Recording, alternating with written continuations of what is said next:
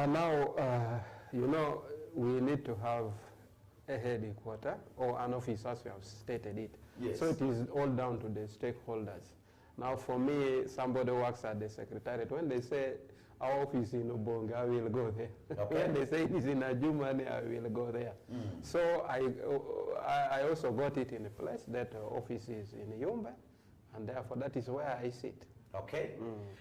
You tell us, probably there is a lot as far as football is, football-related issues are concerned in the region. One of the big things, questions that I definitely want to ask is that, you know, the 4th division and the 5th division have been cancelled, including the league that your secretariat actually oversees, that is the regional league. They're all been cancelled. What is the fate of these teams? As stated earlier, no hope has been lost. And, you know, teams have been preparing, have been registering, and we still believe that football will normally return. And as to that, it doesn't stop teams from preparing for the season. For example, right now, we know the season, the program at this time, that is the 1st July, that is when a new season begins. Yes. And therefore, the program which is always there is the primary registration, which runs from 1st July up to 21st September. In this point, we are supposed to have registration of clubs, registration of players, and also the licensing requirements here and there, which teams are supposed to undertake. And they will tell, and also, football is not all about the competitions, and there are other components, of course. The marketing aspect, and the business marketing, and also at this time you find that we also try to correct where necessary, when we have maybe some administrative gaps here and there in the clubs and member association, and this is the time. And you will believe in me that if you don't prepare yourself now during the off season, the result will be shown on the pitch. Okay. Football is much more also played off pitch. So what you do off pitch, the result is seen during the competitions. Okay. So now my plea to the members and the clubs that at this particular point, we should be planning. At this point, we have seen clubs are signing players. We should also not keep quiet. I think the problem with our stakeholders here in the region, especially 4th, 5th division and the regional league, people think that at this time you also relax. So we are not supposed to relax at this time, especially those in the administration and management. We should be planning. We should be doing other administrative issues. Wow. Yeah. Prior to the cancellation of the leagues, the 4th division, the 5th division, and the regional league, some teams had already registered. Is it going to call for a new registration, or you think enough is what they did is going to be in place? It's just a matter of carrying it to the next season. Registration of players is every season, okay, whether we are playing or we are not. So always at the start of every season, that's why I said before, we have primary registration window. Remember, you have to register within this period. And we have secondary one, which is in January, which takes around 30 days. And I think that is a time when teams can bring in more players and the rest. But the most important one is this primary registration window. I think this question has always been asked by clubs and other stakeholders, that since we have not been participating, why they need to register. I think it is a rule. We know players go, others also come in, yes, and the rest. So we have to be doing it. And therefore, it is a practice. Okay. You see that? It is a practice and always programmed. And therefore, you simply renew. Those who have signed players, they have players in their system, you renew. Okay. Yeah, and then also you can release and then bring in more players.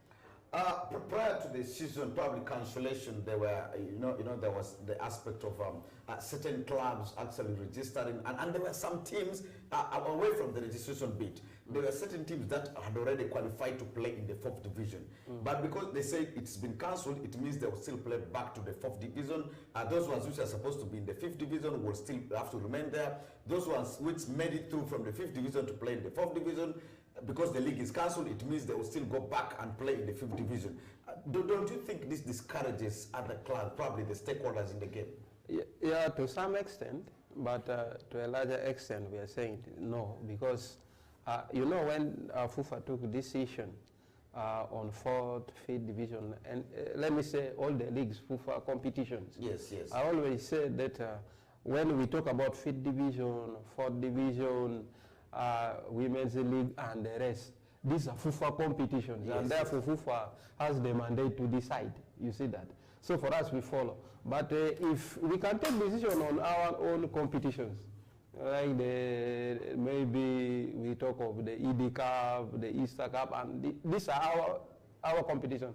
At the region, we are talking of Women's Cup, the Westnile Cup, and the rest. Those are our competitions. We have the right to take decision over it.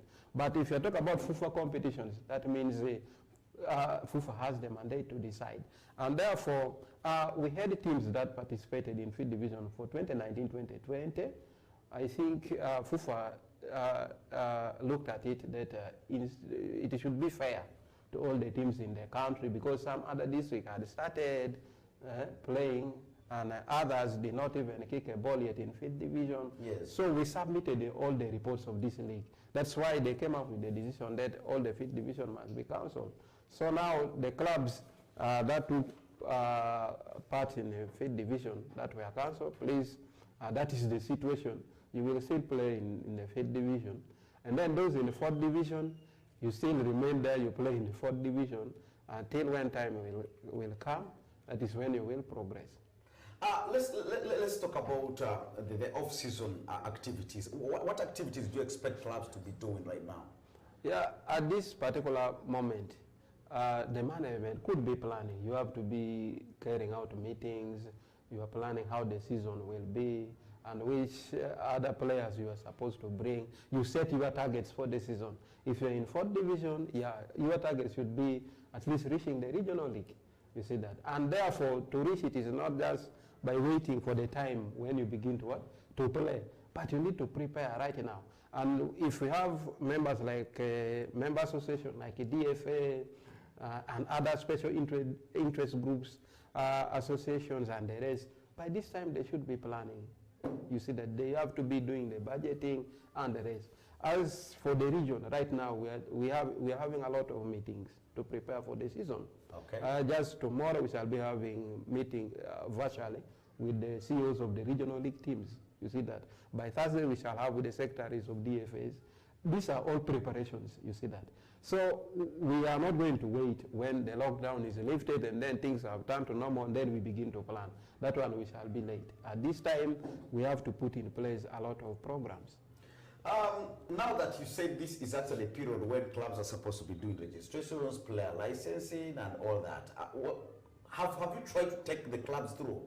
Like how these things are done? Because the previous season, I remember complaints came through, probably clubs who said they were not versed with all the technologies used, and probably they said it's online registration. How far? Yeah, I would like to tell you, by last season, we tried our best to bridge that gap. Personally, I moved to almost all the DFAs to conduct the training. That was virtually done. And the initiative we have taken as the region, I've reached out to the DFAs. They are members. Most of these clubs are in the DFAs. I've reached to the DFAs telling them, let them identify clubs with those challenges, and then we organize training for them before it's late. So I'm still waiting for the response.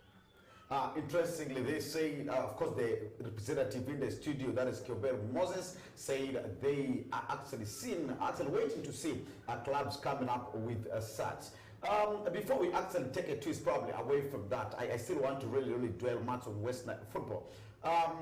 There was issue of relief fund probably coming through the federation, of course from the FIFA to CAF to FIFA itself, then FIFA probably to the member associations. How far with that relief fund? Because if I'm told clubs are to receive such a fund, probably it will help a few other sectors and probably departments in football. Yeah, as I've said earlier, for us our level is from regional league and the rest. I'd like to confirm the DFAs received their money, 3rd division clubs received their money, and I think we are left with only the 4th division clubs. I haven't heard, but you know, if you say, for me, I said my role is to get details, bank details of this club, and then send to FUFA. Now, when FUFA sends the money, it goes straight into the club's account, not the region's account. How much was this money if you had a site like on? The figures? The figures, I think, for 4th division was 100,000 each, and regional league clubs were given 2 million. Oh, interesting. Otherwise, we're talking about football in Westnile. Before I asked him about the FUFA draft that many people actually treasured so much, an initiative the federation came up with, everybody was hyper, probably looking at what next, because the expectation was to have more of the happening that happened, of course, in between Westnile and Acholi province. But I will ask that later. I want to look at the gender, bit of it. Ladies football looks to have died in Westnile. I boldly want to say it is dead. How is the resurrection a plan from your office? Yeah, as I told you, at this time we are planning. And just recently, we have been also planning for the region and trying to see where we will be in the next 5 years or some few years to come. And I think key on the agenda is ladies football. I would like to make this one clear. We last played in 2019-20. 2018-2019. We had only 5 teams, and therefore the women team of Paida joined the Elite League, and it left only 4 teams. We tried to mobilize teams, but as per the rules, you cannot have a league with only 4 teams. And therefore, we went back to the drawing board. And last season, I would like to tell you that we had about 10 teams ready to participate in the Regional Women League. Okay. And we believe more will come on board. And this season, we are quite sure we are going to have the Regional Women League. About the Women League, probably gender is where the big interest is. How do you intend to bring up the ladies, like to motivate them, to make sure the strategies, what strategies are you going to lay down to make sure you bring up the ladies to play? Because we have norms in our region. We have certain taboos, if I may say, which are very wrong, yeah? Some myth, in fact, I want to call them the myth, that has limited ladies from participating in the football. It's sometimes the talented ladies are stopped by their parents and say, you're supposed to be home cooking other than, roaming around playing football. It is meant for men, and that is according to some parents. What strategies have you put down on ground? Yeah, as a region, we have laid a number of strategies to improve women football. First of all, we are going to engage various stakeholders. FUFA introduced what we call the primary tournament. That is the DILO, which is supposed to encompass both boys and girls. Maybe we shall make sure that we engage the local leaders and the local government to make sure schools do participate in these tournaments. I think when girls are taking part in these tournaments, at least some people will have an idea in a particular place that let us have a club for women since the players are there. And secondly, as a region, last season we removed away the participation fee. Okay. We thought this one could motivate, because you have to pay registration fee and participation fee. So what we did was that let us scrap of participation fee. You simply register when time comes, you just participate. So this is one of the interventions. And also we are looking at how to support, we have to put some budget to support specifically women football. So we are on track very soon. I think this is also one of we shall use you people as well to make sure that we try to sensitize our stakeholders. There is nothing wrong to stop these girls from participating in football. Interesting. Yeah. Okay, let's talk about the COVID. Right now, the COVID issue has become a big talk, and now that it has stopped football from going through, and probably many like you and me, we have loved the game. We have followed it from day one, and we still continue to actually embrace it. But now, due to the COVID-19, the federation did bring in some rules, one of which say no football-related activities should be on ground right now. That already rules out the chances of people actually having training sessions, even including small football, like village football competitions. But there are rumors that some teams within Westnile still do have these games. They still play these games. What have you done to stop all this? Because COVID being real, it probably is going to sweep many people from such a negligence. Yeah, as I've said earlier, we have our members. We have had such a rumor, and therefore, for us, whatever information we get, we immediately reach to our stakeholders. We have told our members that they should be more vigilant and then try to reach to these teams. If they are members, definitely sanctions will come. Let us be patient. Football is here to stay. You see, that time will come. It is not that all of us, we like the situation we are in. As we have said, we are missing football a lot. But with the hope, things will come back to normal.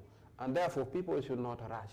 And this is the one which we have even sent to our stakeholders. You know, when you're a member, and if you are doing something which is contrary, it has sanctions that come with it.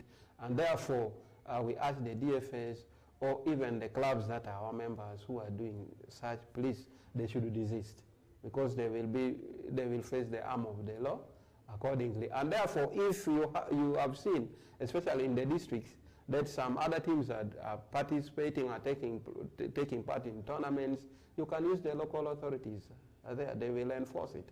You see that. So our issue is that right now we know there are no football activities taking place, and if you are doing so, that means you are causing problems to yourself. Okay. Yeah. Before I actually move to the next question, I still want to understand the structure of Westnile football, probably from who the chairperson is, the CEO, and all that. Because somebody out there does not completely know who the CEO is and who are in security, if there's a position like that, just as an example. Yeah, to take you through our viewers, is that Westnile Regional Football Association is a member of FUFA. You know, FUFA has the centralized system of administration this time round. Yeah. Westnile region is one of them. We have Northern region, Northeastern, Western, and the rest. Altogether, FUFA has 8 regions who are full members of FUFA. And therefore, we are a member of FUFA. And then we have other members who are our members, like the District Football Associations. They are members of Westnile Regional Football Association, who is a member of FUFA.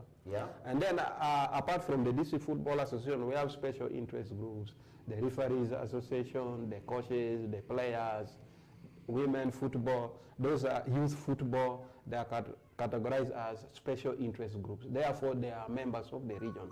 Now, at the region, it is well structured. We have the General Assembly, which consists of the delegates from all these members associations. That is the supreme body of the region. And then below that we have the executive committee. The executive committee you are talking about now, the chairman and the other executive committee members. I think all these members are drawn from the members of Westnile Regional Football Association. They come from the different districts and then the different groups. It is well represented. And then below the executive committee members, we have the secretariat, which is headed by me. This is any other technical staff serving football. And right now, we are still 2. We have somebody looking at football development. And in most cases, people call him the technical director. So we are currently 2 sitting in the office, but I think with the time, we shall expand the secretariat. It is all about implementing the decision passed by the executive committee. Okay. So that is how the structure runs. Now this brings us to the aspect of capacity building, and I want to ask you a question related to that. Probably via social media and different other platforms, I was able to understand. You know, football knowledge in Westnile has been actually driven by passion, and I can confirm that. Yeah. But according to many people from different angles, they think a club like Paida Black Angels, a club like Koboko Rising Stars, these are well-established clubs, but why they have failed to live to people's expectation, probably to the highest level. For example, Paida, why they are not in the Premier League, but instead being delegated to big league, from big league to the regional league, they think there's not been enough sensitization as far as football administration is concerned. Particularly in the case of Paida Black Angels, they think there is a power wrangle, there is administrative issues, which many have attributed to the Westnile Region Football Association. If you can put a light on that.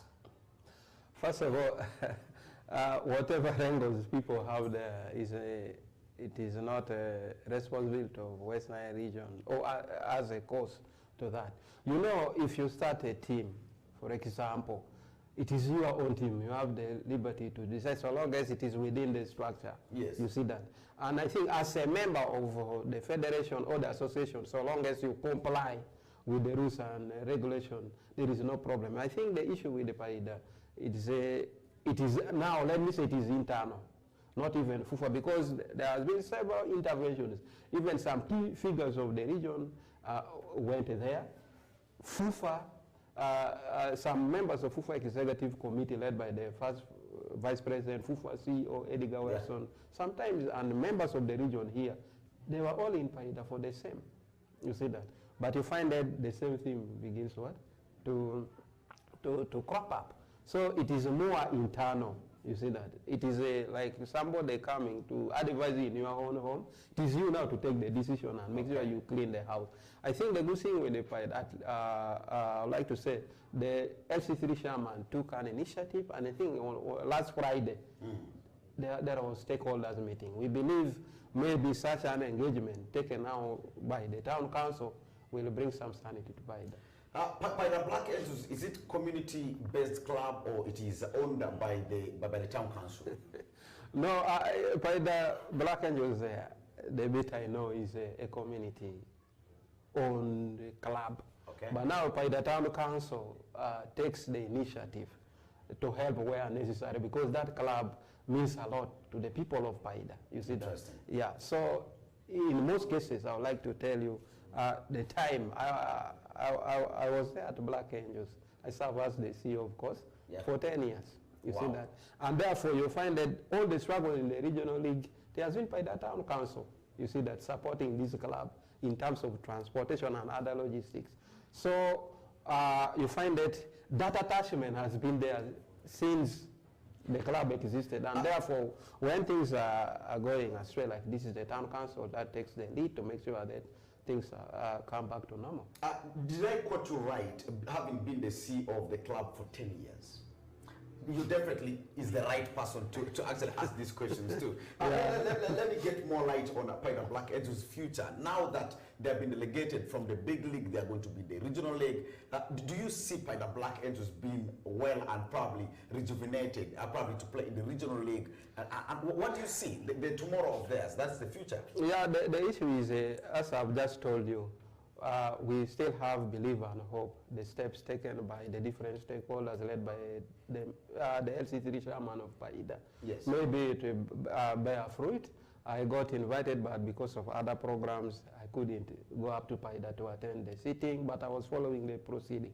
I think if it is all put into work, the team will probably bounce back. What I don't rule out is the passion people have for this team.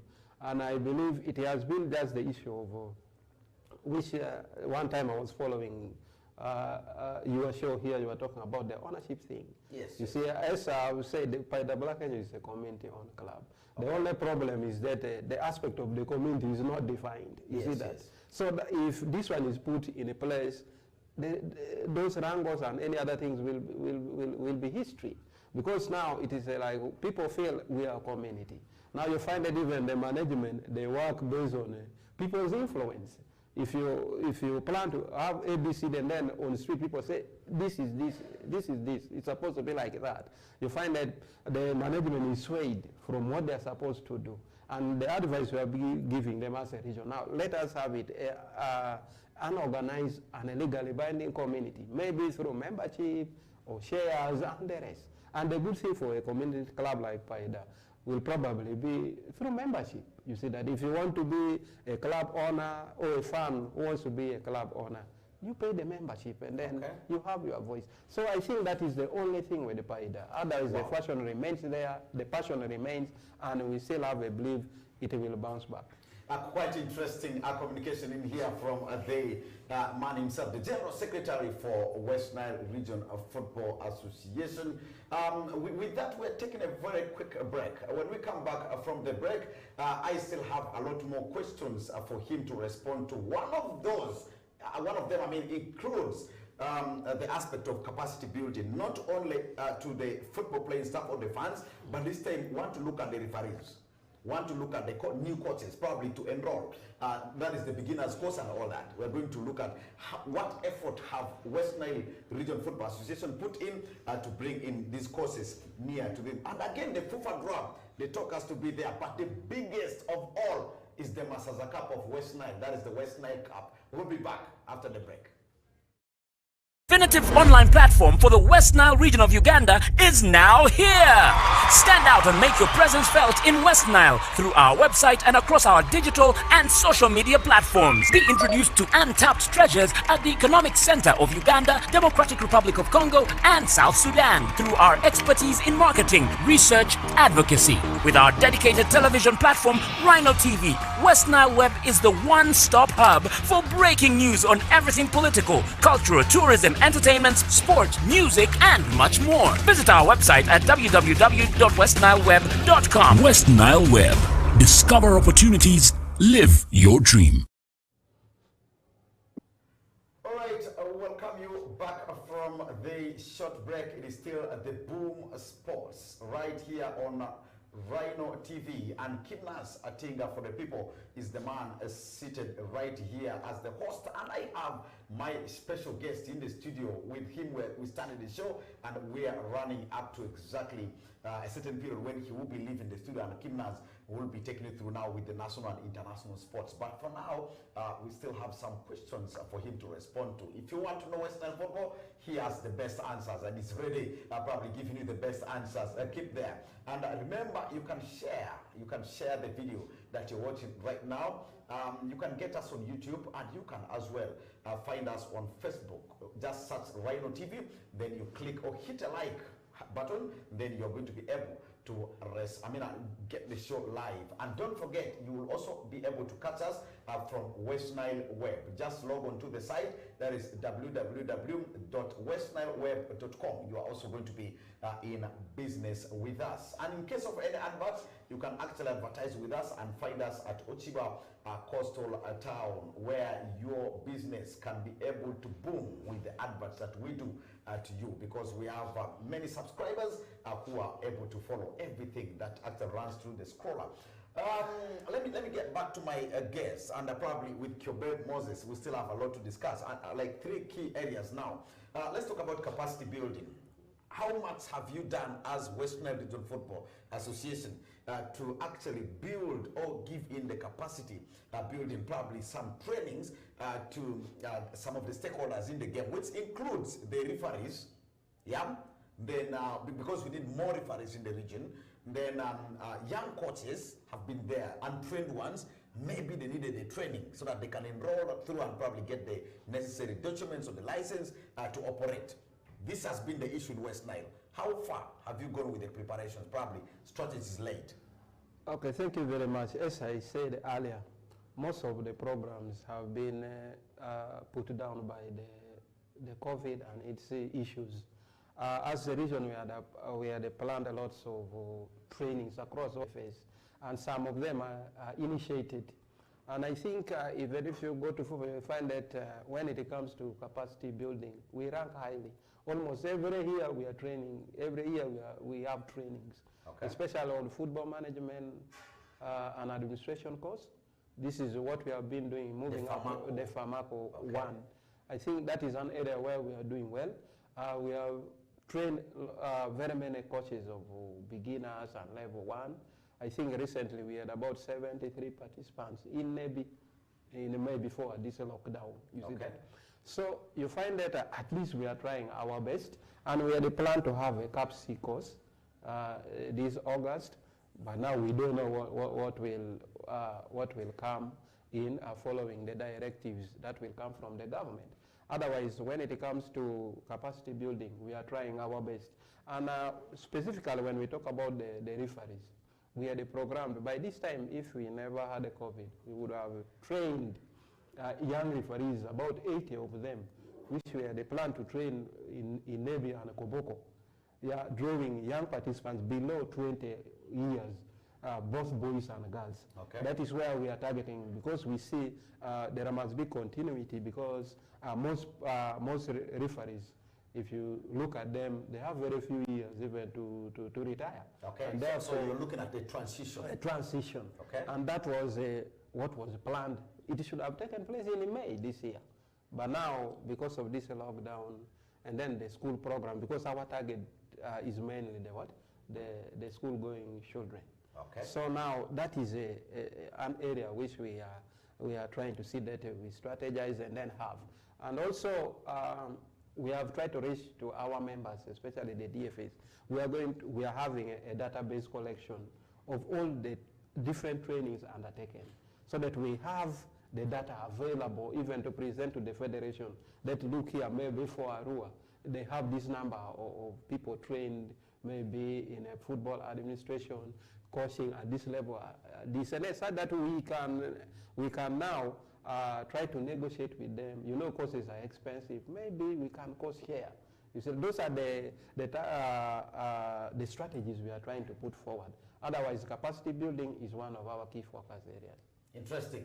Yeah. Engineer Oloya Wilberforce, Kyobel Moses has clearly stated that we need a fantastic, probably smooth transition to replace people like you, who in the near future will step down and probably hang up their boots and the whistle as well, so that we can be able to get a crop of new boys and girls to as well be able to, and probably within that area, as far as Farini is concerned, I'm not seeing many women actually participating. What could be the issue? What could be the stumbling block? You know, when we talk about women involvement in football, it is general, not all the players, which we have been trying to discuss. Yes. That's why as a region we are saying we must move on both ends.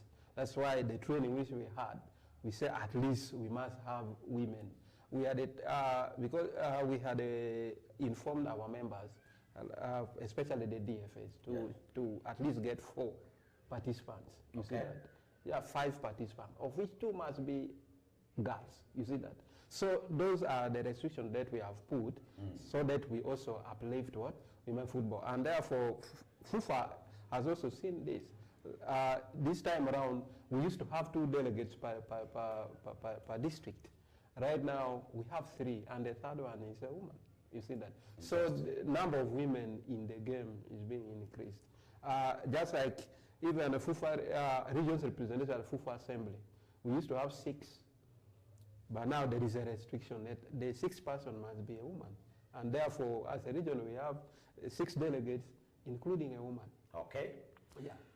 Otherwise, moving away from that, now let's talk about the Masaza Cup of Westnile, something I want to relate. It is Westnile Cup that I am talking about. It has been there in the past. It is one league that has been played. Probably one district would be chosen, and then the rest of the districts would come in into the host district and probably have these games. It had a few, of course, terms and conditions, like players who play in the regional league who would be the ones to participate, maybe 4th division and 5th division, but big league and regional and the top tier, that is the Staten Ghana Premier League players, were not allowed. And it was quite a big event that would at least bring in probably identify talent and again groom talent to the next level, to graduate them to these clubs, and scouts would come. It used to be a huge thing. What went wrong? Yeah, thank you. You know, this tournament is so much cherished. Some people refer to it as Westnile World Cup, and yes, Westnile World Cup. We really see the need. What I need to say is that the previous editions we couldn't continue from where we stopped, simply because of the funding and the rest. We used to have some people sponsoring it. I remember there was Brigadier Dick Olumba who hugely participated. Yeah, at least in 2 editions he sponsored it. Yes, then Lawrence Mulindwa at some point, the proprietor for Vipers, when he was still the FIFA president, he also did give in a helping hand. Then I expected probably, there are a few other stakeholders probably, or people who came into business with them. Yeah. I think that is true. Those were the sponsors of the tournament. But as a region, in 2019, we sat down, we said, okay, if these people are not there, are we going to let go of our program? We had a program to have Westnile Cup by last year. It is all the issue of COVID. We had budgeted for it, and it is a program. I would like to tell our viewers and all the stakeholders that Westnile World Cup is returning. Wow. You see that? Westnile World Cup is returning, and we have every year since 2019, we have been putting in the budget. And also what I may not give a detail, there is a big tournament which is cooking up, which will now involve even the Premier League players. Wow. Which we are planning, and I think most West Nilers will love it. And already the planning has started. If it is going to be the Westnile inter-district, then Kimnas will also be one of the participants. I come from Terego and I am a good midfielder. So playing alongside the Fahad Bayos, having the Gift Ali Gigis, the Sadat Anak who's playing in front of me, as behind me we'll have the Olema Hamzas, maybe Onama Boscos will be in the technical team, and then the Adiga Morrisons. I'm just giving you the picture of the West, the Terego district, how it will actually. I know Mr. Leti Mike will pose me a question. Kim, where are you going to put Ogama Baden, who plays for Arua Sports Club? He's still going to be a part of the team. The Fabio Ahmed Borinis are going to be in the team, because when we talk about Terego district, it is huge and the trophy will always go there. But anyway, it's just part of the joke. But otherwise, let me move away from that. Still within the Westnile Cup. Business. Westnile Region Football Association has the marketing department. My expectation was if the two sponsors probably moved off, and then I expected the marketing team to do business and probably bring in sponsors, and this to continue. Now that you said it's going to come back, tell us more. Yes, I've said before, we have seen the importance of this tournament, because it is one of our competitions, besides the FUFA competitions of the regional league and the rest. So it is one of in our planning, our focus is also on the marketing aspect. But we are saying in absence of this sponsorship, we can on our own have it. Yes. That is why we always have a budget of it. So we are also engaging our market team. I would like to tell you, by last week, we also constituted a new marketing team for the region. We believe very soon, when things return to normal, we shall have a sitting with them and to look at this and the big project we are talking about. You know, Westnile Cup has limitations of players who are playing at the regional league level. We want to bring a tournament which can involve even a player, even a Fahad Bayo can come and play. Wow. This is what we are looking at. Interesting. A picture of Terego district team with Fahad Bayos and all that. Of course, Mustafa Tizas all in the same team. Trust me, it's going to be fire. But that shouldn't be our talk for now. The most interesting part has all been said. But this time, let's talk about maybe a hint on the FUFA drum, because with the look of things now, football is being hit so hard by the COVID itself. Do we still have the future for the FUFA drum, or it's going to vanish in thin air? Yeah, I think all the decision depends on FUFA, but I still have hope, because even amidst the COVID situation, FUFA had a program to have FUFA drum, looking at its importance and the passion which is driven by it. Though they had planned all the provinces to converge at Njero to play it. So it is all about looking at the importance of this tournament. That is why they have come up with that. Though as stakeholders and fans, we would wish that it is played normally, as it used to be, so that it can touch every part of the country. Sure. So I still have hope that the FUFA drum will bounce back. The FUFA drum will bounce back, according to him. And maybe part of the discussion has to be about some of the players who featured for Westnile province, and now they represent South Sudan. As an example, Toha Rashid did represent Westnile province, and there's likelihood, now that he plays for South Sudan, the Bright Stars of South Sudan, and then I don't know if he will still be invited and he comes, if the rules still will allow him to be back. One of the best players we had for Westnile province was Abank Romeo Rothmel, who was very fantastic. He plays for URA. And I'm also meant to understand he already is in talks with the Federation of South Sudan Football Association in case he makes that move. The Wani Ivans who played now they're with South Sudan. Do we still have future to have these players in case the FIFA drum returns? We are concerned as a region or as a province to that. I think recently we are told Bida has also crossed. Bida is already a South Sudanese. He's a South Sudanese player, and these are the players who have been very key for our province. But we hope for the best as FIFA will come out with the rules. You could have probably seen in the last few days on social media, competition is trying to call for proposals. Yes. They want to review competition rules, and the competition rules encompass all the competitions under FIFA. Under FIFA. Okay. So maybe as stakeholders we can say, okay, so long as somebody holds a dual citizenship, can be allowed to play on the race. So to this, I would only say that we should be patient and then we wait for the rules that will come. Wow, quite interesting. Otherwise, we have come to the end of our